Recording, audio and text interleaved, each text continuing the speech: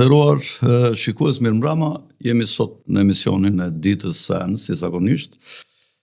Nuk kam vetëm temën e gjeopolitikës, siç e trajtoj tani, por për shkak të zgjedhjeve të parakohshme në disa bashki të vendit, kam vendosur të thres një kandidat cilin do ta propozoj menjëherë. Para se të fillojmë bisedën, dëshiroj t'ju kujtoj që t'i bëni subscribe kanalit ton, të gjithë ata që na ndjekin, që mos mundohen që t'ju vim ne ke ju, jo ju ke ne, t'ju njoftojmë dhe falenderojmë gjithashtu sponsorët e emisionit ton, të cilët vazhdimisht dalin këtu në titrat, siç do t'i shikoni, që janë nga kompanitë e përzgjedhura nga ne, lidera në fushët e tyre të shërbimit dhe të biznesit, dhe komunikimin për çdo nevojë që keni në lidhje me natyrën dhe profilin e punës së tyre, mund të hyni të googloni në internet dhe të gjeni pikat e kontaktit ose të komunikoni me numrin ton të telefonit në WhatsApp. Siç u thash në fillim, kam thirrur kandidatin, një nga kandidatët për kryetar bashkie, një kandidat me potencial dhe me mundësi të mëdha për të fituar, dhe është në qytetin e Vlorës, është Dionis Sota, i cili është njëkohësisht dhe një njohja ime e vjetër, por nuk është kjo arsyeja që e kam thirrur. Ne jemi të hapur, kush dëshiroj mund vi këtu në podcastin ton të bëj biseda dhe të shpalos mendimet e tij, ashtu siç po bëj sot bisedën me Dionisin. Në fakt nuk kam pse ta fshej që jam simpatizant në këtë radhë i kandidaturave të pavarura, qoftë në Tiranë, për cilën ende nuk është vendosur data pasi u anullua, siç e dini, data që vendosi presidenti, data 9 për Tiranën, për arsyet që dihen, sepse Ronvelia e ka apeluar kërkesën e qeverisë pranë dhe të Këshillit Bashkiak pranë presidentit për të caktuar datën e zgjedhjeve, me pretendimet se ka patur parregullsi dhe është duke u shqyrtuar kjo në gjykatën e lartë, ndërsa për qytetet, për bashkitë e tjera, siç është Vlora, Tepelena, Mati, Cëriku, Berati, zgjedhjet do të bëhen këtë të diel në datën 9. Unë i pëlqej kandidatët e pavarur, sepse kam dëshirë të thyet monopoli partijak i dy partive, të cilat jo se nuk kam punuar këto 30 vjetë, se sigurisht shedhur gjitha energji, gjitha para, por ata nuk kam bërë optimumin dhe qytetarët janë të pakënaqur për rezultatet e pushtetit lokal në shumë bashkitë tyre, duke përfshirë dhe bashkitë e reja. Unë kjo është arsyeja pse ftova Dionisin, i cili është një fytyrë shumë simpatike për qytetarët e Vlorës dhe për të gjithë ata që e njohin. PD-ja në Vlorë, do t'i shpjegoj dhe Dionisi këto, nuk ka vënë kandidaturë, pasi nuk ka parë kandidaturë më të mirë se kandidatura e Dionisit, por aty ka dalë nga radhët e Këshillit Bashkiak, në mos gaboj Dionis, më korrigjo kur të marrësh fjalën, ka dalë një antari Këshillit Bashkiak nga ana e PD-s, ka dalë si kandidat i pavarur pa mbështetje në PD-s. Këto do t'i sqaroj Dionisi, të cilin e mbështet pothuajse gjithë opozita, por jo vetëm, edhe qytetarët që nuk votojnë dhe që nuk janë militantë në Vlorë, dhe mendoj edhe shumë socialistë të thjeshtë, të cilët janë të zhgënjur. Duhet t'ju them se ish kryetari bashkisë Ermal Dredha ka dhënë dorëshën pas disa konflikteve të cilat nuk janë bërë publike me kryeministrin shqiptar, por që mendohet që është për disa arsye se kryeministri shqiptar ka kërkuar ta trysnojë dhe ta detyrojë kryetarin e bashkisë, ish kryetarin e bashkisë Ermal Dredha, që ai të firmoste disa vendime që ja kërkonte kryeministri në lidhje me detyrën e tij dhe që ai nuk ka pranuar dhe më mirë ka dhënë dorëshën. Mirë se më ka ardhur këtu, Dionis, është kënaqësi që bisedoj me juve.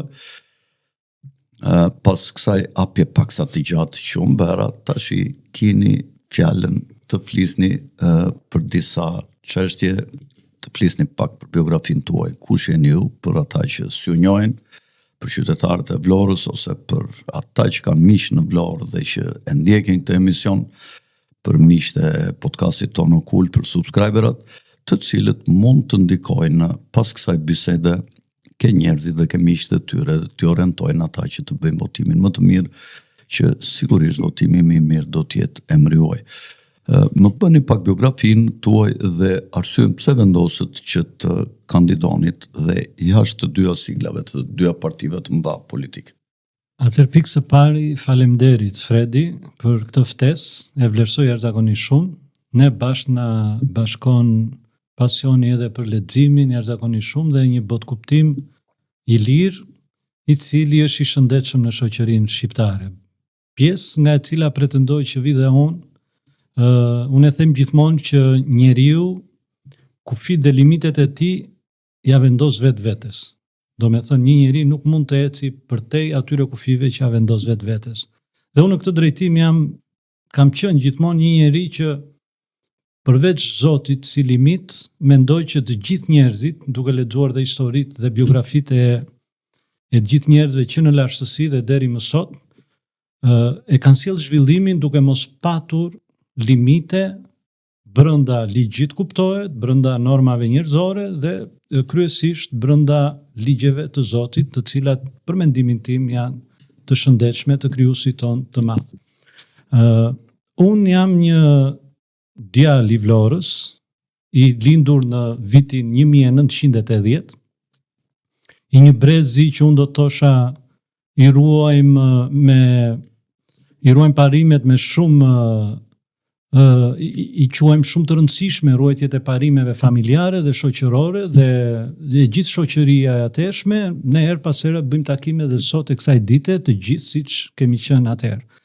Unë kam lindur dhe jam rritur në lagjen Lirim të qytetit të Vlorës, në rrugën Zigur Lelo, e cila është rrugë që të çon pikërisht tek bashkia e Vlorës, është një nga lagjet më të vjetra të qytetit Vlorës, po përmendim Lirimin, që të çon lagjen Karabash, lagja Partizani më tej, pjesa e Kuzumbabas, pjesa më poshtë lagja e vjetër Muradije që i thoshin që sot është lagja historike, dhe jemi rritur me një frym shumë atë dashurie, do të thosha, me një kulturë dhe me një edukat në respekt të ambientit ku jetonim, në respekt të njerëzve më të moshuar se ne, në respekt të prindërve tanë, në respekt të institucioneve dhe në respekt të mbajtjes pastër të ambientit ku banojmë.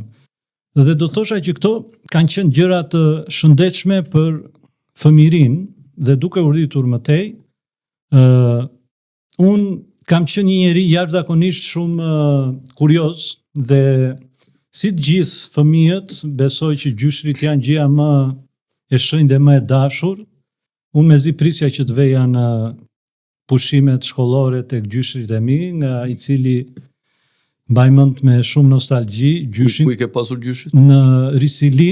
Dhe ata kanë qenë gjithmonë 4 vëllezër gjyshrit që jetonin në shtëpitë gjiton pra njëri tjetrit. Kanë qenë shumë të bashkuar edhe i ruanin shumë normat familjare dhe shoqërore dhe ndihem krenar kur më flasin jashtëzakonisht shumë mirë për të parët e mi. Nga nëna, unë vi nga babaj, vi nga një familje ortodokse, babai im quhet Anesi Sota, biri Juan Sotës. Ndërsa nga nëna, unë jam nip në Mavrov, gjyshi im është Maliq Hoxha, nga fshati Mavrovës dhe gjyshja ime Pashako vin nga familja Cari e Vranishtit. Kështu që unë në këtë drejtim nuk i kam parë asnjëherë këto ndarjet edhe të besimit, le të them, jam rritur me një frym besimi shumë të lartë. Nuk kam par ndarje dhe nuk më ka pëlqyer asnjëherë ekstremizmat, le të themi. Për mua s'ka ndarje shqiptare. Shqiptarët i lidh gjaku. Gjithkohë, edhe kjo ndjenja kultura është e përbashkët, vetëm institucioni fetar ku shkonin ishte vetë vallet, këngët të gjitha i kanë të përbashkëta, martesat, gjithkohë, siç është rasti në edhe familja ime ashtu është, unë jam dhe kjo është bektashin, nusja ime është ortodokse. Kemi ne nga këto një lloj. Edhe nga gjyshi, duke qenë se rria shumë pas ti, ai merrej me agronomi, me pemët, kam mësuar, mbaj mend që pavarësisht klasë parë, shartimin e pemëve, dashurinë me tokën, edhe gjithashtu kam mësuar dhe gjuetin me ka pas një çifte atëre të vjetër italiane, edhe i mbaj mend me nostalgji se gjyshi im nuk ron tashmë, kam vetëm një gjyshe që më ron, që e dua jashtëzakonisht shumë. Edhe nga babai ka punuar në bonifikim të Vlorës dhe unë prap tip kurioz që pavarësisht klasë parë e merja ekskavatorin, mësoja, jam rrit me frym pune.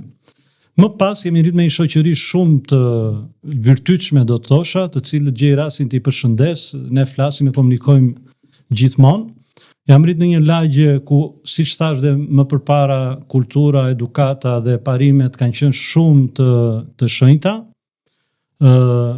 Duke u rritur, unë jam rrit, do me thënë, ka marrë një drejtim në vazhdimsinë e jetës nga baba im në rigorozitet dhe në koreksi dhe në disiplinë në marrëdhënie me punën. Si arsimim, çfarë arsimim? Unë kam bërë, do me thënë, kam arsimim të mesëm dhe kam vazhduar dhe jam futur punës jashtëzakonisht shumë seriozisht, do t'i them të gjitha detajet. E kam nisur pushimet e verës, le të themi, pastaj më pëlqeu si punë, babai më la një variska që në atë kohë, pastaj unë moshën 20-21 vjeçë bleva një tjetër, pastaj një tjetër, kështu rrita, shoqëria ime ka qenë që në atë kohë mosha jon, dhe mua nga kjo gjë kam mësuar shumë fort parimet e korrektësisë të punës dhe të disiplinës në punë, të gjërave që bëhen konkretisht dhe jo vetëm fjalë, të cilat do vi më pas pse erdhi dhe kjo situatë. Dhe jam rrit me atë lloj fryme dhe një gjë që thuhet, një njeri që është rrit me këtë lloj fryme dhe ai brezdiateshëm e merr të mirëqen, dhe nëse ti nuk e mban këtë fjalë një herë, 2 herë, 3 herë, atëre nuk është në gjenetikën tënde që ta përtypësh të lloj gjëje dhe normalisht vjen një zhgënjim.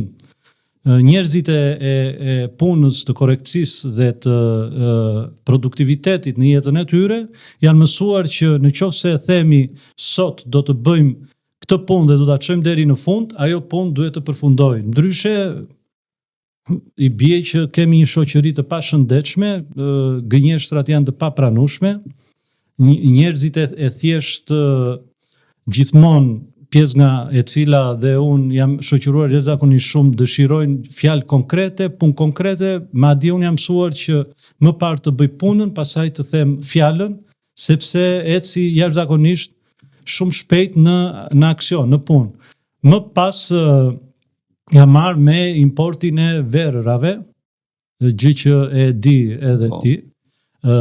Kemi në vitin 2013 fillova të importoj me disa italian, ishte koha kur unë solla mbi 22 imprenditor si përmarrës italian dhe doja që në Vlorë, ka qenë viti 2013-2014, të investoj dhe Vlora të zhvilloj, dhe kjo në mënyrë vullnetare. Kam qenë shumë, edhe jam shumë fanatik për qytetin e Vlorës, ai sa u thosha që po jeni të interesuar për qytet tjetër, mua nuk më keni. Duhet të vini dhe të investoni në Vlorë dhe kryesisht në pjesën e prodhimit vendas.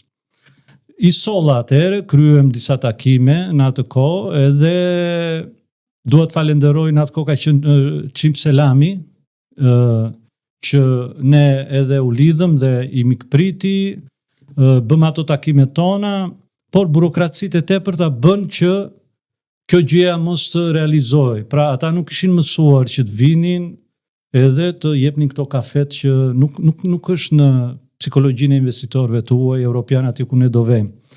Dhe kështu, ky ishte një zhgënjim I parë, le të themi, sepse unë e mora jashtëzakonisht me shumë pasion, pastaj vazhdova me importimin e verave, kam pas bashkëpunimet të mëtejshme, pastaj u futa pjesës së turizmit, por para se të futesha në pjesën e turizmit, në vitin 2015, ne krijuam lëvizjen për Vlorën, ku kemi bërë disa protesta për pjesën e ujit, dhe po flasim 2015, ne protestonim për ujin e pishëm, protestonim për rrugët e prishura, protestonim për njëta gjëra që sot janë problem edhe sot e kësaj dite. Protestuam edhe për vonesën e zbatimit të projektit Lungomare, si dhe devijimin e projektit që u prezantua në atë kohë në teatrin Petro Marko. Unë kam qenë, e kisha shumë besim, jashtëzakonisht shumë besim, dhe rrugët kanë qenë me nga 2 korsi, vajtje dhe 2 korsi ardhje. Kishte një lishmëri, ne kishim pritshmëri, madje unë atëherë flisja me pasion që Vlora me këtë lloj projekti do marri një zhvillim shumë të madh, por këto zhgënjimet pasuan njëra tjetrën. Në vitin 2014-2015 filluan emigrimet e para, ka qenë fshati Novosel I pari, të cilët autobusat u mbushën plot, u drejtuan drejt portit të Vlorës dhe shkuan drejt Gjermanisë, pjesë e cilës janë dhe një pjesë e shoqërisë time që ikën ato kohë. Pastaj shikoja që gjatë kohërave kishte vonesa, kishte pengesa, kishte punime gjithmonë çuditërisht para sezonit turistik, dhe unë e them shpesh që është e nevojshme që her pas here dhe në trupin e njeriu, nëse nevojmë nga zemra, është e nevojshme që të bësh një ndërhyrje në zemër që të shërohesh. Por nëse ti këtë ndërhyrje ajo ka një afat, ka një standard që ti jetosh shëndetshëm, se nëse ti e kalon operacionin përtej 1 ditë, 2 ditë, në vend që të shërohesh, ti ngorth. Dhe kjo vdes. Dhe kjo lloj gjëje ndodhi me atrofizimin e bizneseve të qytetit të Vlorës në atë kohë. Kjo vonesë e gjatë, ky devijim I atij projekti të shumë pritur, bëri që shumë biznese, unë I mbaj mend, po s'është vendi që I them me emra, të cilët I mbyllën ato aktivitete, u tjetërsuan, emigruan, u ra besimi, u shtua emigrimin ato vite. Kjo nuk është as pak gjë e mirë dhe nuk jam me atë mendimin që s'ka problem sepse në çdo vend emigrojnë, nuk kam një mendim tjetër që vendet e zhvilluara dhe vendet e suksesshme nuk kanë emigrim, përkundrazi kanë mbi popullim. Kur ti je I suksesshëm, ty të vinë njerëz produktiv, ndërtojnë, investojnë aty, rrisin vendet e punës, rrisin taksat, të ardhurat, rrisin financat, ndërkohë që në Vlorë ka ndodhur kjo për gjatë gjithë këtyre viteve, gjë që mua më ka dhëmbë. Pas këtyre protestave, vin viti I famshëm, unë u futa në fushën e turizmit dhe erdhi viti I famshëm I 2019 si Covidit për cilën kemi folur shpesh herë. Unë ndaj të njëjtin mendim për hir të vërtetës, që pasi kam lexuar jashtëzakonisht shumë, një pjesë edhe nga librat tuaj, por mbaj mend një libër të famshëm të Nikola Nikolaevit, Komploti botror, ai ka qenë para viteve 2000, dhe në sinkron ndodhin të gjitha këto gjërat që ndodhen dhe shkonin atë lloj drejtimi dhe nuk na erdhi mirë që dhe ne u rreshtuam për bllokimin e biznesit, bllokimin e orareve, atë rregullin që dukej pak qesharak të rinte burri me grua në njëjtën makinë në diagonale, ishin disa gjëra që me maskë. Po pra, brenda në makinë, unë flë me gruan dhe 2-3 diagonale, do të thënë ishin disa gjëra që një inteligjenca normale, nuk po themi ndonjë gjë se levën e ka shpik Arkimedi, nuk e pranonte këtë gjë dhe ishin shenja, një njerëz që e ka mendimin e lirë dhe është mendje hapur dhe ulesh në restorant me maskë, hap një maskë në anjë dhe mbyll një pra. Pra, këto kanë qenë thjesht pjesë të puzzle-it të cilat sa vinte edhe fryej në këtë lloj drejtimi. Pastaj pam një shtrëngim të infrastrukturës së Vlorës, e cila nuk shkonte në suport bizneseve, përkundrazi gjithë biznes. Unë kam kontakt dhe kam luksin e madh në qytetin e Vlorës që I njoh pothuajse të gjithë. Nuk I kam parë asnjëherë me ngjyra, asnjëherë I kam ata që unë I konsideroj miq, janë miqtë e mi, janë shokët e mi, janë vëllezërit e mi dhe nuk e kam kur natyrë të edhe bal. Përkundrazi mua më ka dhëmbur, ndonjëherë kam lënë, jo ndonjëherë, por shpeshherë kam lënë punët e mia, kohën time, financat e mia për të ndodhur aty. Sot shpeshherë mund mos besohet që njerëzit mund të jenë idealist, po është e brendshme kjo gjë dhe unë jam idealist, dhe jam fanatik për Vlorën. italianët kanë një shprehje il sangue non mente, unë do ta shqiperoja që ajo që ti je, gjenetika që ti je, shpirti që ti je, sa do komoditete, sa do dyrë të hapura të kesh, kur shikon që bëhet një padrejtësi, ajo të del, të duket sikur të treq drejt asaj gjëje që ti të luftosh padrejtësinë dhe ta thuash të vërtetën. Unë them që e vërteta është gjëja më e shenjtë që njeriu ka, që të eci gjatë gjithë jetës, të paktën sa të jetojë në mënyrë dinjitoze, me kokën lart dhe me fytyrë të pastër dhe me lëkurë të pastër. Është them faith. Po, unë them që thuaj të vërtetën edhe sikur vdekja të sfidoj, sepse edhe vdekja trembet nga e vërteta. Edhe këtë e kam ligj kalorsiak. Në Bibël thuhet tell the truth and the truth shall set you free. Thuaj të vërtetën se vetëm e vërteta të çliron, të bën të lirë. Është e vërtetë, është e bardhë, është dritë, është diell. Dielli sado t'i kaloj në diellin e kam si simbol dhe personal. Dielli sado të ankojnë njerëzit ose kalojnë në ret ose mund të flasin keq, pa diell vdes jeta, nuk ka më jetë. Dielli ri aty stoik, vazhdon punën e tij, sado që të shprehesh keq kundra atij, është diell, nuk drita është dritë. Dhe të ndriçuarit mendoj që këtë kuptim kanë. Janë njerëz që shkojnë përtej masës që ndonjëherë ndikohen, ndoshta kushtet e frenojnë ose i manipulojnë, sepse disa njerëz inteligjencën e përdorin jashtëzakonisht keq për të manipuluar masat dhe për t'i shtyrë.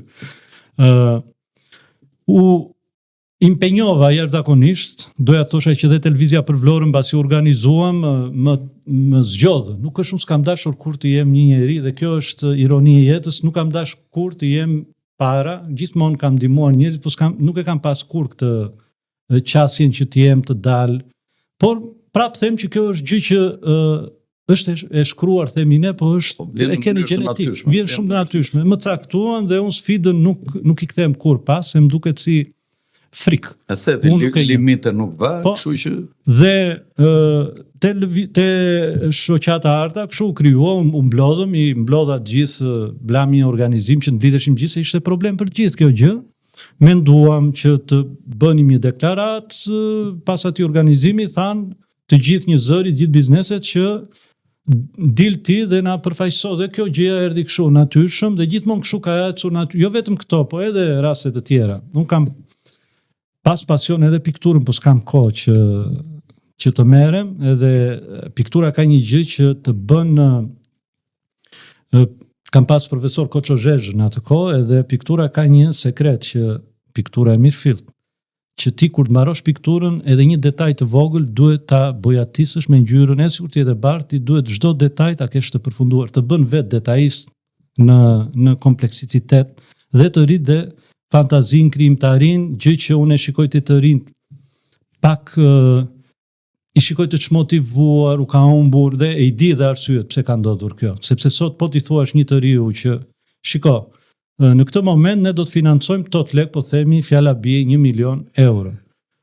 Mos ma thuaj tani mendimin se e di që se ka mendimin, po ke 24 orë kohë, mendoj dhe thuaj, na thuaj një projekt, një vizion, një ide, një biznes, dhe kjo ka ngordur. Dhe kjo është e frikshme, sepse kjo rini nesër do marr fatet e qytetërimit në dorë, e Vlorës, e Adheut, të gjithë shqiptarëve. Dhe kjo duhet shëndoshur për mendimin tim, duhet motivuar, duhet mësuar, duhet ndryshuar pak sistemi i orientimit se si bëjnë gjërat.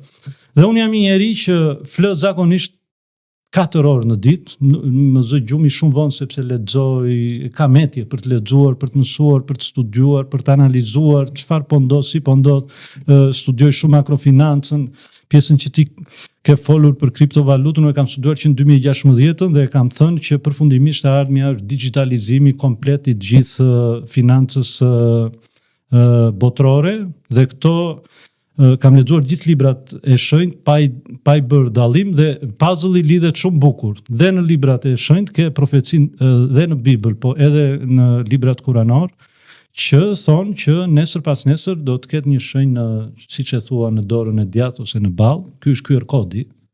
Dhe gjitha gjërat shkojnë në këtë drejtim. Pra kur ti lexon, studion dhe kërkon të vërtetën, po jo në një drejtim, duhet shikosh shumë drejtim, duhet shikosh shumë biografi për një person që ti të kuptosh të vërtetën. Ti e ke shumë të qartë se ku po vemi dhe ti ke shumë të qartë se si ta orientosh të ardhmen. Kjo më ka dhënë shumë avantazh në këtë drejtim. Të pyesun kush ishte arsyeja që ti vendose të kandidosh në këtë lloj situate? Të gjitha këto që u akumuluan vit pas viti, unë kam organizuar takime me të gjitha këta. Cila është Vlora sot dhe si e mendon ti Vlorën që duhet të jetë? Vlora sot është një Vlorë që ne Çfarë probleme ka të rënda? Ato tek ajo pjesa po vi që po krijoj të gjithë puzzle-in, është një Vlorë që me dhimbje e them ka emigrim të lartë. Duhet ishte tema e ditës në çdo televizion për mendimin tim, sepse ndoshta nuk dihet tani, por është një efekt që do e psojmë që të gjithë, sepse ekonomia është një rreth vicioz që na prek të gjithëve, është një efekt domino.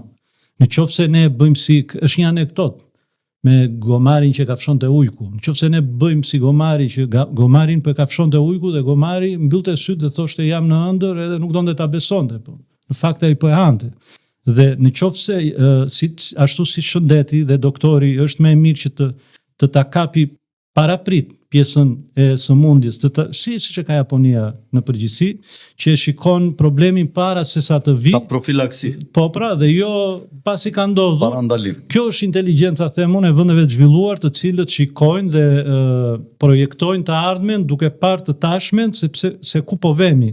Dhe ne duhet ta parandalojmë dhe unë kam qenë shumë sensitiv në këtë pjesë. Gjithkohon dhe në biznese dhe kam thënë gjithkohon që shiko kujdes këtu se kjo ka një përfundim. Si mund ta luftojmë në Vlorë dhe popullimin? Është lidhur, është problem lokal apo ka lidhje edhe me politikat e qeverisë? Unë do ta them qartë sepse mendoj që në të njëjtën formë që e zgjidh Vlora, e zgjidh dhe gjithë Shqipëria. Dhe normalisht janë të ndërlidhura të gjitha palët. Edhe ne si biznese dhe qeveria lokale dhe qeveria qendrore.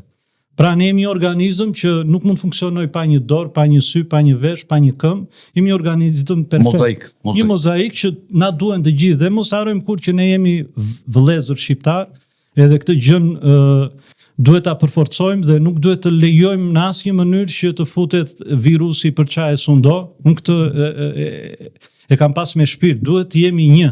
Duhet të jemi një, sidomos kur bëhet fjalë për politika të jashtme, duhet të jemi shumë të kujdesshëm sepse aty ne duhet të jemi vërtet njerëz me vlera që të transmetojmë vlerat dhe traditat e vërteta shqiptare, se më duket e kemi lënë çik pas dore këtë. Ne kemi harruar identitetin ton. Dhe po universalizohemi, po globalizohemi duke i bërë pak dëm vetes në thonjza. Dhe pse? Atëre, kjo iniciativë erdhi as e kisha menduar kur erdhi të shtunë mbas një takimi ku po diskutoj për festën e nëntorit. Unë thash atë mendimin tim, fola edhe për pjesën që bizneset nuk duhet të preken, përkundrazi duhet të tutelohen, duhet gjetur një gjuhë e përbashkët, bizneset lungomare nuk është se kanë uzurpuar, sepse ndonjëherë keq interpretohet në medie, nuk kanë uzurpuar, kanë paguar taksat për ato sipërfaqe që kanë investuar, kanë paguar lejet në bazë të ligjit, kanë erdhur miliona lek, nuk kanë 100.000 lek që ti me një të rënd të lapsit mund t'i prishësh, dhe duhet ta shikojmë si shtëpia jon, kryefamiljari nuk duhet vras një djalë për të mbajtur një djalë tjetër me atër. Kjo nuk është normale, nuk është organike. Dhe të shtunë në darkë, pas një diskutimi me disa miq. Po, as që fiton gjë djali tjetër nga ato veprime që kanë këta.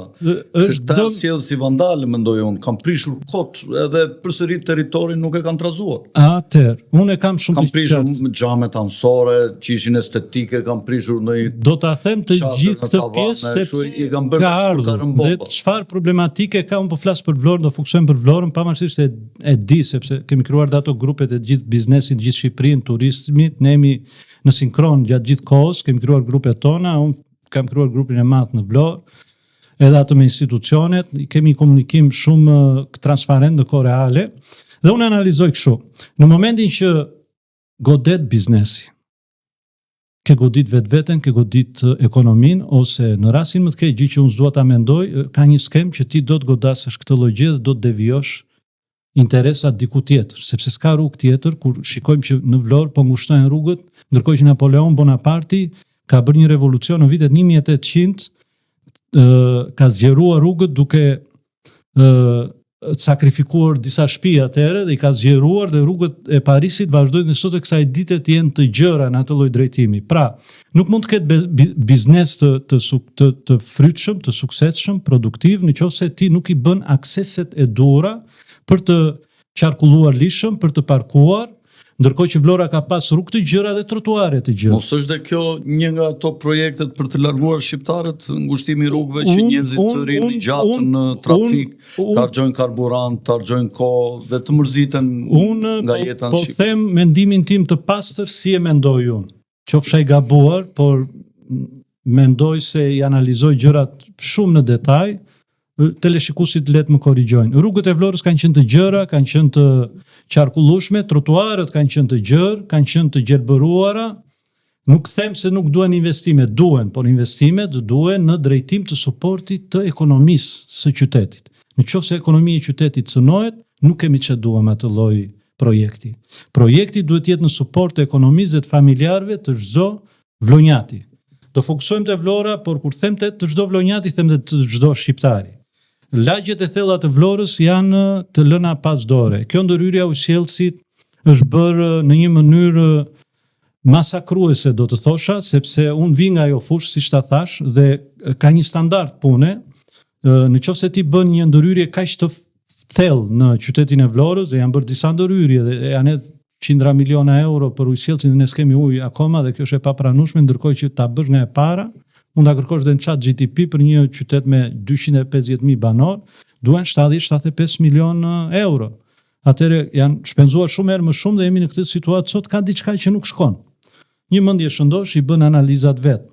Në momentin që ti ma masakron qytetin dhe nuk e merr lagje më lagje, do të thotë që ti ndërhyr në këtë lagje, krijo çarjet e rrugëve, të kanaleve që duhet ishin bërë më përpara, jo pas janë shtruar rrugët, se këto janë lekë të tona, të taksapaguesve shqiptar, dhe e shikoj si pak pa përgjegjësi këtë lloj gjëje.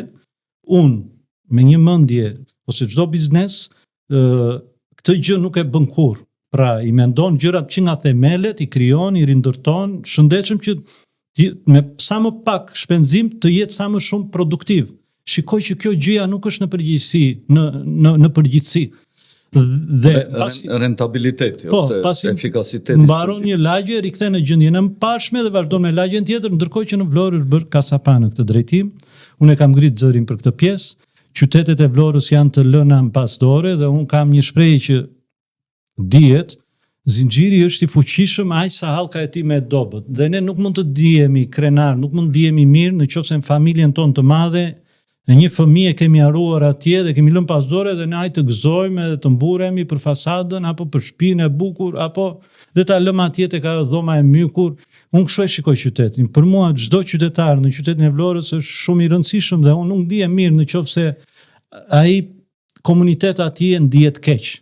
Ta lëm një moment pjesën e fasadës, për mendimin tim ka nevojë për ndërhyrje, ka nevojë për zgjerime parkingjesh, unë kam idenë dhe vizionin se si duhet zgjeruar, kam dhe idenë se si duhet zgjeruar dhe bregdeti i Lungomares, një lloj sepse po të shkosh në Ksamili nuk është ai bregu origjinal, ai bukuri që është bërë tani, po është bërë nga njerëzit, është shtuar me atë granulaton e bardhë të gurit, që është bërë aq i bukur. Dhe unë këtë ide kam thënë dhe rithën disa herë që duhet të shtohemi në atë lloj mënyre që dhe deti të pastrohet, sepse ai guri i thyer granili holl që i themi ne në det, thjesht e pastron dhe nuk krijon dhe ato dëmet që ka problematik Vlora, që do vim dhe te pjesë e Lungomares. Vlora ka një problematik tufanesh dhe erërash të forta, të pak një herë ose dy herë në vit, të cilat kanë bërë dëm jashtëzakonisht të mëdha. Ne kemi nga eksperienca që jemi profilizuar në atë lloj mënyre projekti të bërë, sepse Kavajt Karigjan ka 5.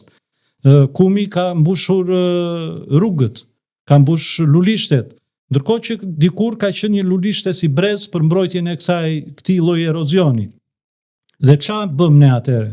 Ne atëherë krijuam këtë pjesën e shtesës pergolate, e mbyllëm sepse në Vlorë, siç e di dhe ti, Fredi, njerëzit kanë dëshirë të rinë në natyrë, të rinë jashtë. Ti investo sa duash brenda, nuk rinë brenda, rinë jashtë. Por në momentin që në Vap, në Lungomare, e cili është zona që paguan më shumë taksa për hir të realitetit, atëherë biznesi nuk është se i ka të tepërta lekët, se ato janë miliona lekë, por mundohet që t'i përshtatet turistit që të ketë produktivitet në biznesin e tij, që ai të vi të ri freskët në Bear ose të ri ngrohtë në dimër. Këto janë lekë të shpenzuara, jo nga dëshira, nga nevoja për t'i qenë klientit sa më pranë, dhe ato muret mbrojtës që janë me atë xhamin janë për efekt të erës që të bllokoj këto dëmet që bën, sepse atje tufani nis shumë shpejt, duke qenë që është direkt në gryk në det apu.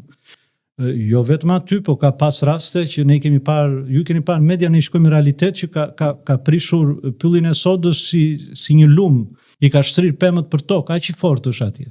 Dhe kështu janë marrë masat, por janë marrë masat gjithmonë duke diskutuar me institucionin e bashkisë. Është ruajtur ai niveli i shtesës pergolate në një nivell lineare harmonike të drejtë. Dhe është bërë ajo shtesa fillimisht me çadrat u shkatruan nga erërat dhe u bë kjo mënyra me tëndën lëvizëse. Dhe gjitha këto janë diskutuar me bashkinë.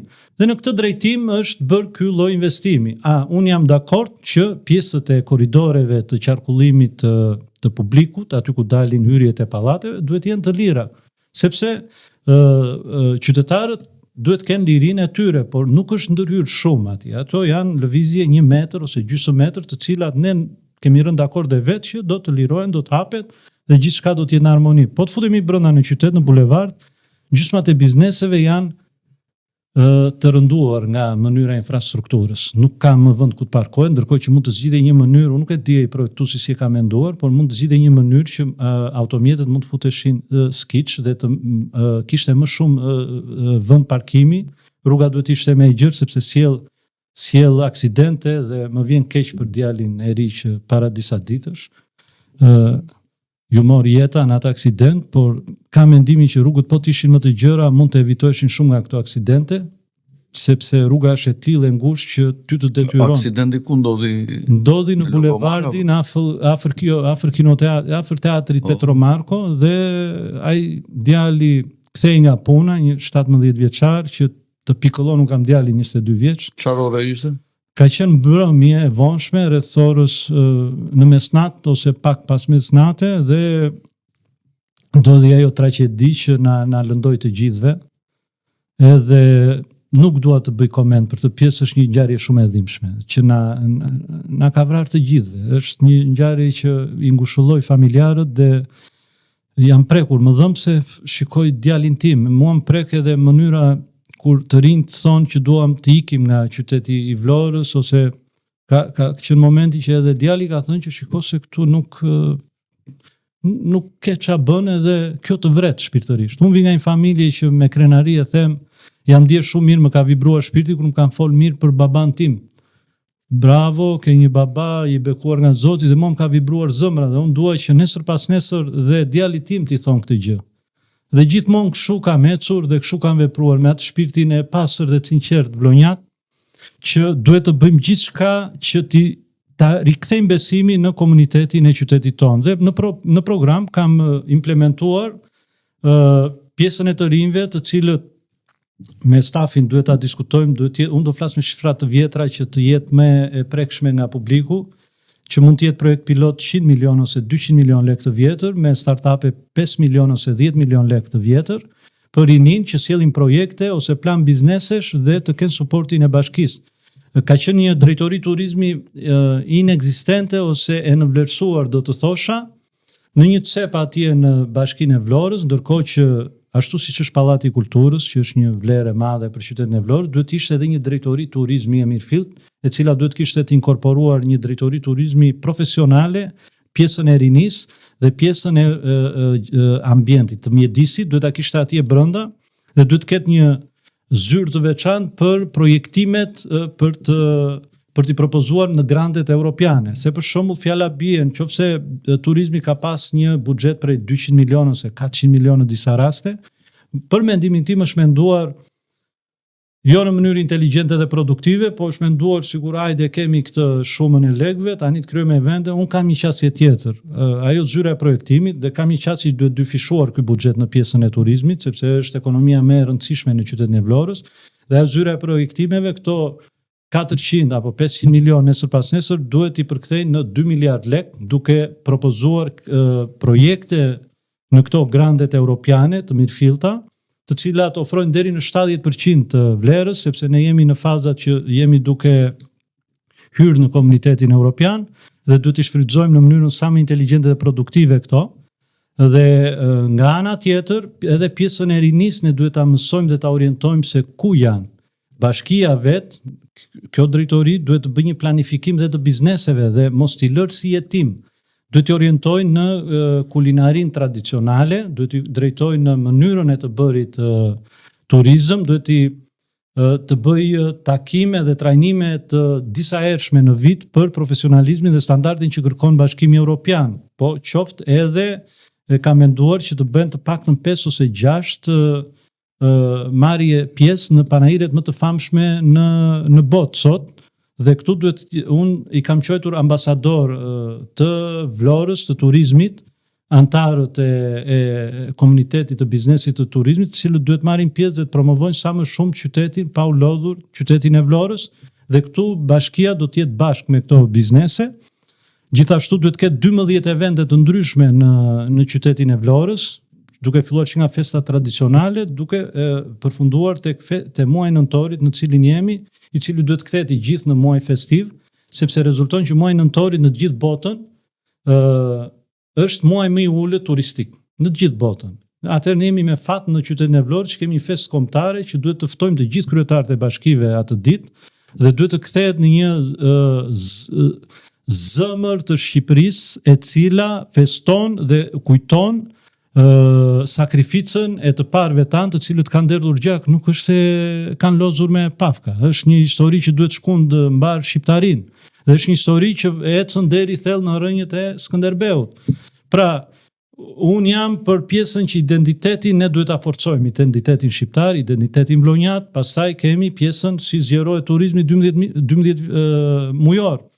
Kemi kishën e Marmirojt, nuk shkon rruga, po nuk shkohet sepse është totalisht e lëmbasdore. Kemi Orikun e Vjetër, kemi Kalan e Kaninës, e cila duhet ketë një infrastrukturë, po këto mund të përkthehen në të ardhura për bashkinë, duke ti çuar infrastrukturën profesionale siç e kërkon standardi evropian. Na duhet transporti urban i rigjeneruar, domethënë për një transport ekologjik, për autobus me energji elektrike, të cilët nuk duhet shkojnë thjesht në këto, po duhet shkojnë në 39 fshatrat e Vlorës. Vlora, Bashkia e Vlorës me 39 fshatrat e saj duhet jetë si një e tërë, nuk duhet të harojmë askënd. Në çdo vend duhet të vej dhe bashkia e ka për detyrë të orientojë se cili është biznesi i të ardhmes.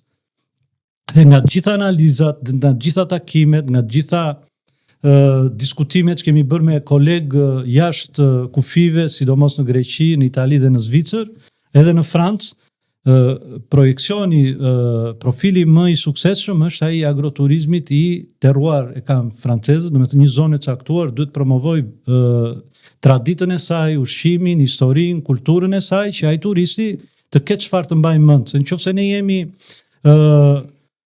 globalist, le të themi, të njëjtin ushqim, copy paste, atëherë për çfarë do të kthehet? Pa vendin dhe është bën thjesht një kalim dhe nuk kthehet më. Ne duhet ta bëjmë këtë një orë më parë që turisti të mahnitet kur të vi këtu dhe të ketë kujtime. Ne kemi për shembull ndarjen, jemi qytet i bekuar sepse puthemi nga 2 dete, deti jon dhe deti Adriatik, dhe kemi vendin aty tek Rapi që Luani i Soçëm, aty është bashkimi 2 deteve, ndahet nga Ranor në Shkëmbor. E kam propozuar disa herë që të bëjmë një instalacion të një anije Liburna, që është dhe historike, është traditë e Shqipërisë së lashtë, Ilire, dhe të ketë 2 vela nga krahu i detit Adriatik, të shkruaj deti Adriatik, nga krahu i detit Jon, të krijohet një instalacion i bukur ku edhe turistët të fotografojnë dhe ky quhet një marketing më i suksesshëm se sa marketingu që bën ti vet, sepse ta bën vet turisti dhe turisti kthehet në ambasador. Linja e transportit urban duhet të fuqizojmë shumë edhe turizmin historik. Për shembull, mua më pëlqejnë 2 gjëra, i marr shembull në Tiranë, për shembull Bunkarti ose Shtëpia e Gjethe. Të gjitha historitë ne nuk duhet i trëmë, ne duhet i tregojmë se turistët janë kuriozë, por këto sjellin të ardhura. Në këtë drejtim duhet fuqizohemi shumë. Duhet krijojmë evente ndërkombëtare, duhet krijojmë festivale të videospoteve, për shembull, ka menduar që Qafa e Llogaras duhet të ketë një Ciceron atje, sepse aty ka kaluar Cezari, është fusha e Cezarit. Dhe duhet kujtimet e luftës civile që i ka shkruar vetë Cezari, ku flet që ka kaluar aty dhe kur flet sa i mani turiste kur pa maleta krokeraune. Është histori më vetë. Unë nuk dua të kaloj përtej Bashkisë së Vlorës, po kemi Olimpia në fshatin e Mavrovës, është një qytetëri me emër jashtëzakonisht madh me gur pellazgjik, nuk shkon rruga atje akoma. Ka shumë kështjella, në Toskëri janë 70 e ca kështjella që i dogji Paulus Femilisi 176 vjet para Krishtit.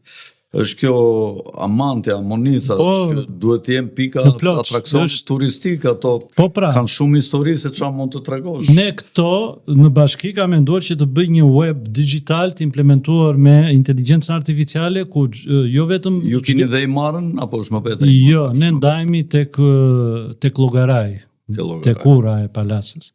Dhe në web duhet të jetë implementuar me aplikacione, jo thjesht web, sepse është folur shumë herë për të, po webi duhet jetë vlora e hapur, ku dhe një qytetar të kërkojë informacione se çfarë ndodh dhe profili turistik, çdo turist duhet të ketë në kohë reale lokacionin se ku duhet të vej, me çfarë duhet vej me transportin urban në këtë rast, çfarë ka i vendi atje, ta shikojnë në 360 gradë, të krijojmë një zyrë, një drejtori turizmi ku ai të ketë akses dhe të futet ta shikojë dhe me 3D në moment që do që ta studioj pak a shumë dhe të marrë informacion. Kini prap Orikun e vjetër, aty ka qenë Pompeu, ja mori Cezari, se priste të vinte nga lartë, e priste nga deti, e Pigjuzës.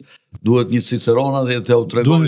Disa Cicerona. Sot ti thua këtu ka kaluar Cezari, ka pushtuar Cezari, Manidën, Më beso Fredi që mua më dritet zëra. Ka shumë pika Shqipëria të këtilla. Që kur i shikoj në këtë gjendje them, seriozisht ne në këtë pikë bota me këto vende i shet në mënyrë të jashtëzakonshme. Shiko, po të bëhet një rrugë edhe në zonën e Durrësit, deri në shkembi i Kavajës aty, ku ka qenë via ndarse mes Pompeu dhe Cezarit, edhe të bëhet aty dhe të shkruhen çdo 50 metro, 100 metro, çfarë ka thënë Cezari aty në datën kaq, sulmuam këtë në datën kaq, edhe t'ja u tregojnë në një rrugë me çakëll, një 7-8 kilometro, e dizimbushet atje apo jo me një investim fare të vogël. Këta janë turistat para dhe pas sezonit. Janë qeveri ignorante, se unë i njoh të gjithë. Kur ja kam thënë unë s'do të përmend ato emrat e ministreve, kur ja kam thënë 2 propozime, këtë të llogarasi kam kur isha deputet.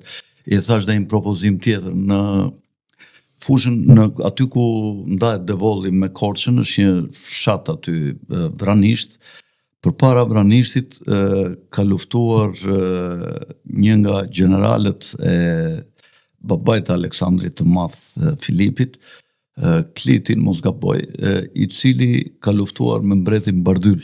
Dhe Platoni ke jetët paralele, kur tregon aty për jetën e Filipit II, thotë në këtë betejë, thotë ata folën me gjuhën e nënës të dy bashkë, thotë.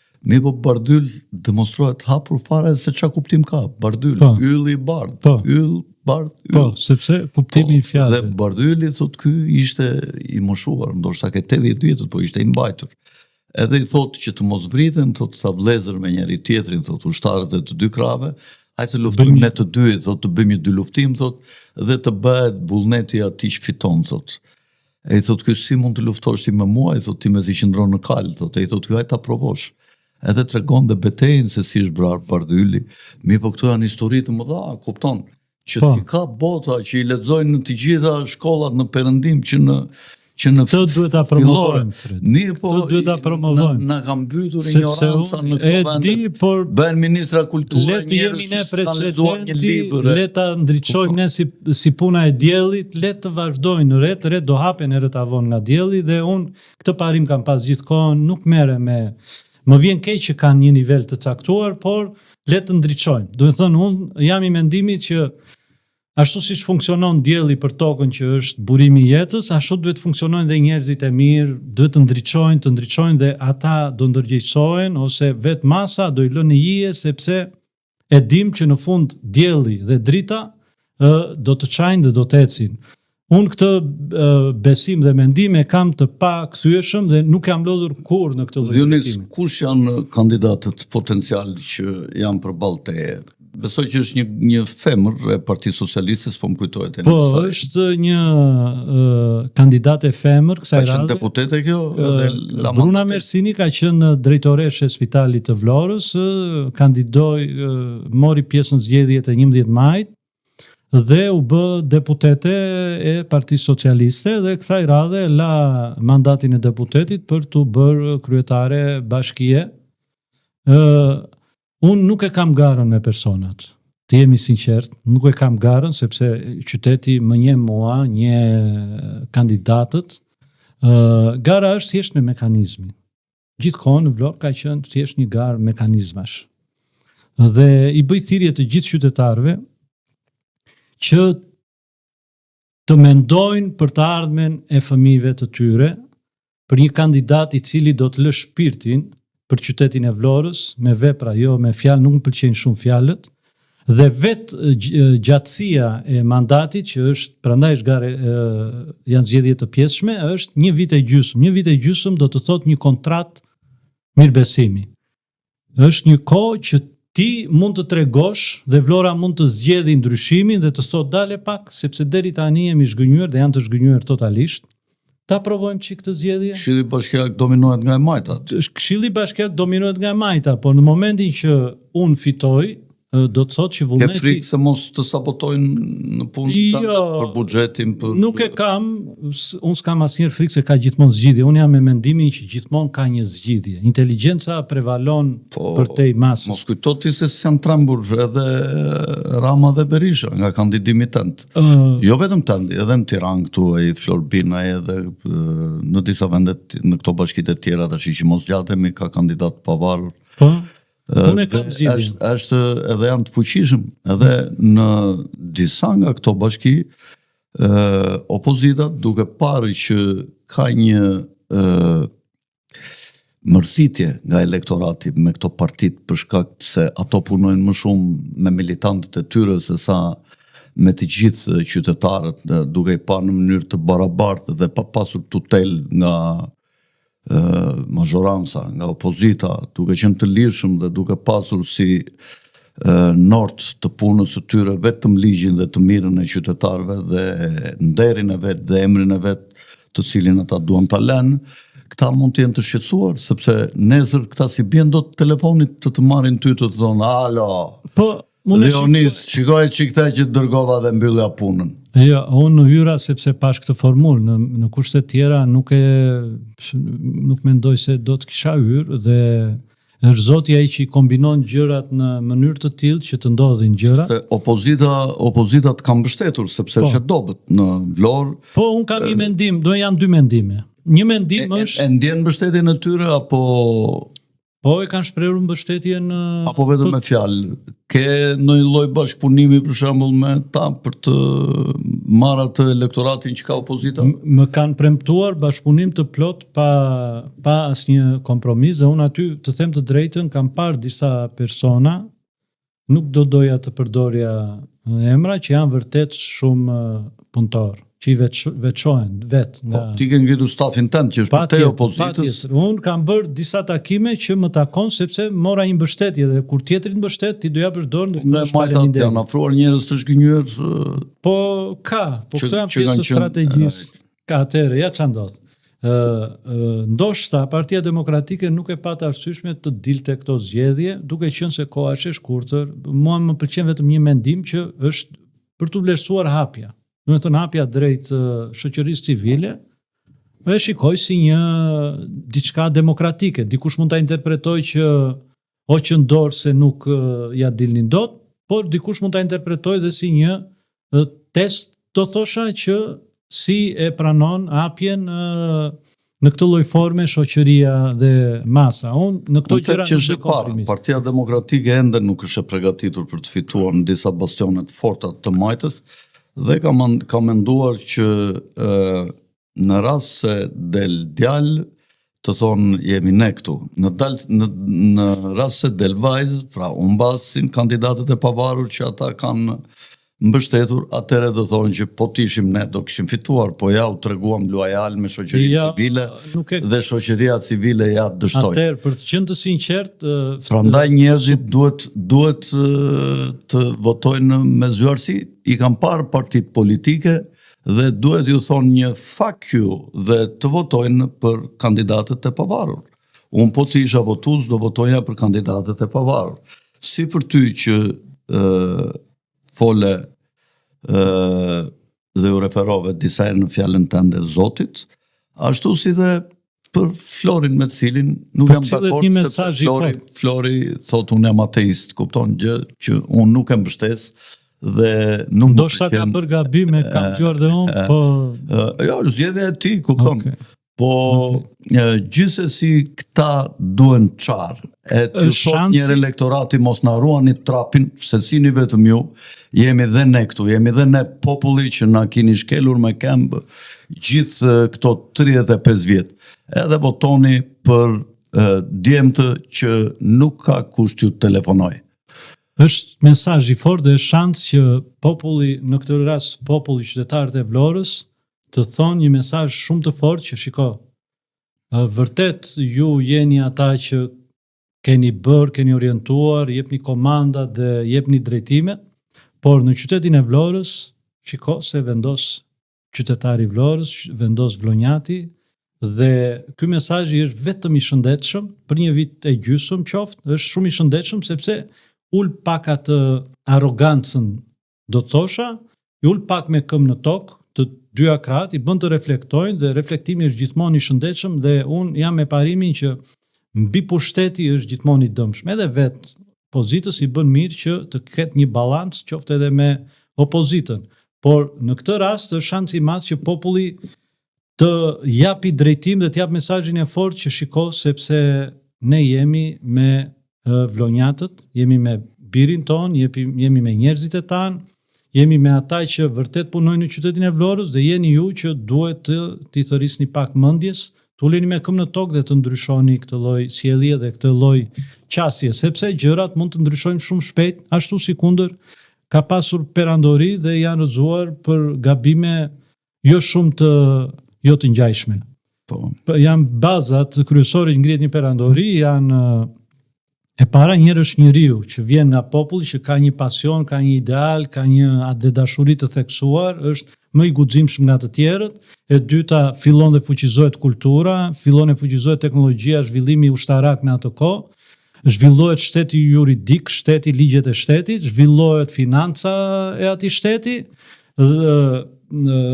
korrektësia dhe jo korrupsioni që ngrën një perandori sepse besohet dhe bashkohen popujt, ulen taksat, kështu janë rritur perandori dhe rënjet kanë ndodhur pikërisht me këto efektet që ne po i flasim sot, efektet e kundërta, rritet korrupsioni, humbet liria e popullit, e mendimit, bie niveli i arsimit, preket familja, preket prona, se është një çështje shumë e fuqishme pjesa e pronës, që e nisa pak, por dua ta theksoj që prona e Vlonjatit duhet të jetë e paprekshme, dhe nuk duhet e prekshme. Po.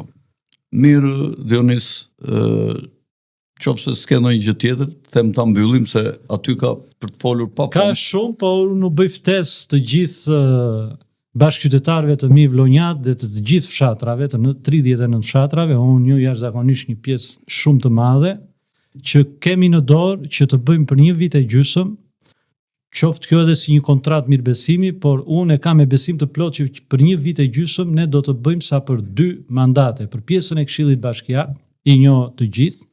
Në momentin që ju vendosni që të jem unë kryetar bashkie, ata unë do jap dorën, do i them shiko, duhet respektoni vullnetin Vlonjat, në rast se ju nuk u del shpirti juaj Vlonjat mbi çdo gjë, sepse nga ata jeni votuar për më të mirën dhe zgjidhni që të rreshtoheni si ushtar qoftë edhe me pa dëshirën tuaj. Unë e kam thënë dhe e rithem përsëri, do ta nxjerr Këshillin Bashkiak, mbledhjen e Këshillit Bashkiak, tek sheshi Flamuri, do të ftoj të gjithë qytetarët e Vlorës, do të shpallos vizionin për cilin jam besuar dhe projekt buxhetin, dhe do them, flisni ja ku është, kemi një shprehje, ja sheshi ja Mejdani, u kam votuar qytetarët tuaj. Demokracia drejt për drejt, aty në agora. Demokracia drejt për drejt është gjë më e shenjtë në botë. Në agoran e Sokratit. Unë sa herë kalonja në Vlorë, sepse çdo vit shkoja aty për panajir librit, paktën qysh nga viti 2007, e di Dionisi se vinte blinte vazhdimisht librat e mi, dhe bisedonim gjatë me njëri tjetrin her pas here. Çuditesha kur shikonja disa trotuare në qendër me beton të shurdhuar, me beton të dobët, me çimento të dobët. Kur hynja në rrugët e Vlorës, shikonja rrugët të këqian përgjithësi me baltë në përlagje. Shikoja lokale të ngritura buzë rrugëve të prishura.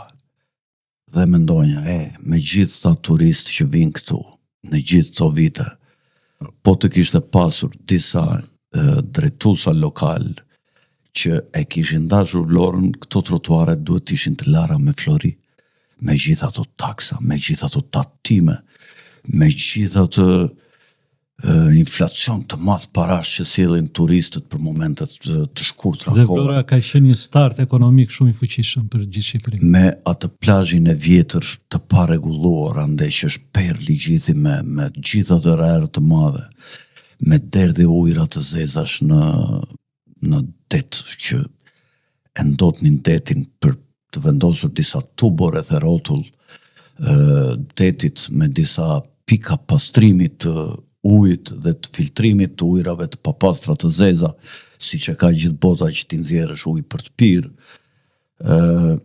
Ta lesh një qytet të tillë në një mjerim të tillë. Tashi kanë ardhur këta rilindasit. Këta vetëm i ngushtojnë rrugët, i ngushtojnë, që të harxojnë karburant, që të fitoj kastrati, po kastrati është miki kryeministrit, dhe të dy bashkët duan të harxohet sa më shumë karburant. Njerëzit mundësisht të mërziten, që të ikin jashtë Shqipërisë nga të gjitha këto mërzitje. Duan të prishin biznesin e mesëm, duke u shkatruar, sepse është agenda e depopullimit, është agenda që në Shqipëri të vinë racat e tjera.